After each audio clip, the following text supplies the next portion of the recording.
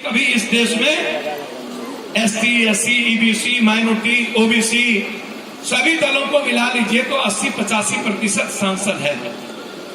आरक्षण जैसे सवालों पर यह संविधान बदलने की बात कोई दल, कोई संख्या बल नहीं हो सकता, लेकिन यह नेता आरक्षण जैसे सवाल पर समाज में नफरत पैदा करता है जब चुनाव आता है। दूसरा सवाल आप नीतीश कुमार जी से, यूथ से मैं कहना चाहूंगा, आप जाइए गांव, बात करिए, बहस करिए कि जब नरेंद्र भाई मोदी जी प्रधानमंत्री और नीतीश कुमार दोनों की सरकार एक है, दोनों सरकार में है, तो आरक्षण खत्म कौन कर रहा है? नेपाल और बांग्लादेश का प्राइम मिनिस्टर। जब दोनों की सरकार है, फिर यह सवाल क्यों खड़ा होता है? ये जो आप ये सवाल क्यों नहीं खड़ा करते समाज में कि रोजगार कैसे मिलेगा? डीएनए सवाल क्यों बनता है? नेता का डीएनए, सर नेता का खून गंदा तो होता ही। जो आदमी पैसा ले, जो आदमी घर ढूके, जो आदमी दलित फॉरवर्ड करे, स्वर्ण एसटी एससी करे, जो आदमी हिंदू मुसलमान के नाम पर इंसान को मारे, उसका खून गंदा नहीं है तो है क्या? ये बताइए ना आप हमको। हम अपने फायदे के लिए इस इंसान को मरवा दें तो हमसे बड़ा दोगला होगा कौन?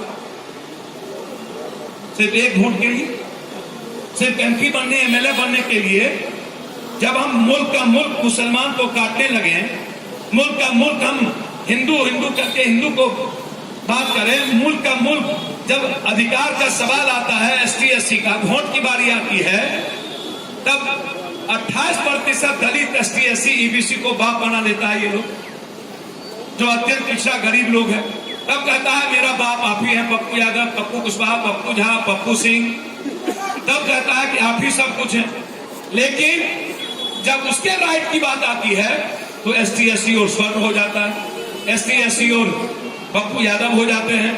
भाई जब टिकट मांगने की बारी आती है आपको जगजीवन राम जी से, तब तो आप जगजीवन बाबू का जंगिया खींचते हैं और मीरा कुमार जी का साड़ी खींचते हैं।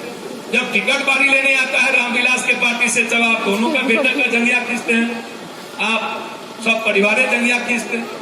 जब आपको मांझी से टिकट लेने की बारी आती है तो जाकर के आप उसके समझ लुट जाते हैं। तब तो आपको दलित और एसटी एससी बहुत मोहब्बत लगता है, तब तो आप उसको साबुन भी लगाइएगा, तेल भी लगाइएगा। लेकिन वोट लेने की बारी आएगी एक दिन, कहिएगा हे चाची तुहे चाचे तुहे